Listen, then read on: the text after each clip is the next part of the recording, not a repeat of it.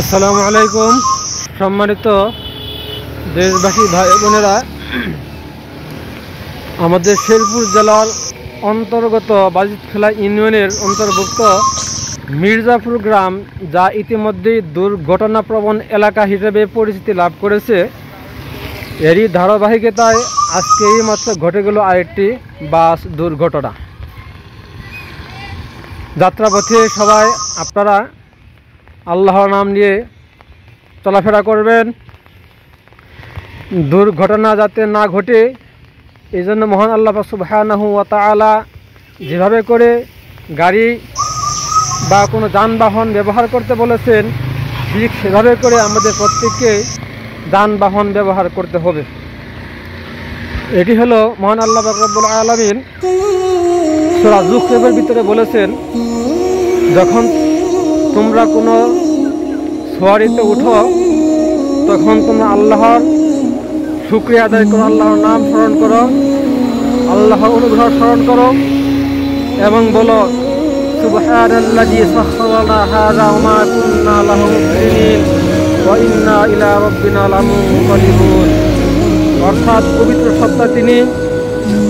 পবিত্র সত্তা তিনি যিনি আমাদেরকে এগুলো নিয়ন্ত্রণ করে দিয়েছেন, যা আমাদের নিয়ন্ত্রণ করা সক্ষম হতো না, এবং আমাদেরকে তার কাছে ফিরে যেতে হবে।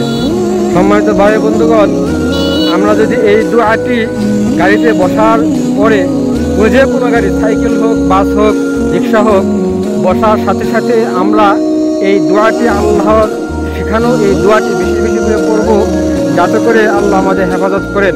গাড়ির দুর্ঘটনা ঘটলেও আপনি যদি এই আল্লাহর উপর তাওয়াক্কুল করে দোয়াটি পড়ে থাকেন, তাহলে কিন্তু আল্লাহ আপনাকে সকল ধরনের বিপদ থেকে হেফাজত করবেনই। কেননা আল্লাহ তারা নিজেই বলেছেন, তোমরা আমার কৃতজ্ঞতা স্বীকার করো এবং এই দোয়া আমার কাছে করো। সুতরাং আল্লাহ আদেশ অনুযায়ী দোয়া কি হবে?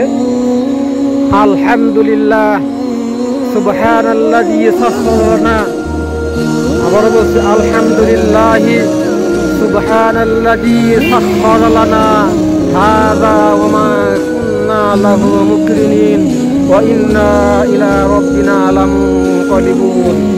এটি হলো আল্লাহর শেখানো দোয়া। সূরা যুখরুফের ভিতরে এই দোয়াটি রয়েছে। আলহামদুলিল্লাহ সেখানে নাই, কিন্তু বলা আছে বসার মাত্রই তোমরা আল্লাহর অনুগ্রহকে স্মরণ করো, মানে আলহামদুলিল্লাহ। আমরা আবারও বলছি আলহামদুলিল্লাহ সুবহানাল্লাযী সাখখারা লানা হাযা ওয়া মা কুন্না লাহু মুকরিনিন ওয়া ইন্না ইলা রাব্বিনা লামুনকালিবুন।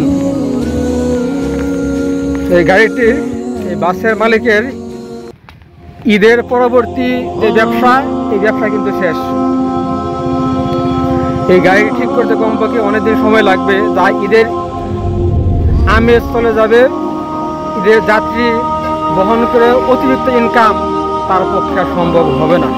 সুতরাং সকলে সাবধান হন। এই গাড়ির দুর্ঘটনার পিছনে আরেকটি কারণ আমরা জানতে পারলাম, এই গাড়ির মূল যে চালক, সে শেরপুরের খোয়ারপাড় এসে নেমে গিয়ে তার হেল্পারকে গাড়ি চালাইয়ে ঝিনাইগাতি পর্যন্ত যেতে বলেছেন। সম্ভবত সেই ড্রাইভার এক্সপার্ট বা দক্ষ না হওয়ার কারণে এই দুর্ঘটনাটি ঘটে থাকতে পারে। কাজে কাউকে গাড়ি দেওয়ার আগে তার দক্ষতা সম্পর্কে সকলকেই সচেতন হতে হবে এবং গাড়ির মালিককেও সচেতন হতে হবে, যেন যার তার কাছে গাড়ি তুলে না দেওয়া হয়।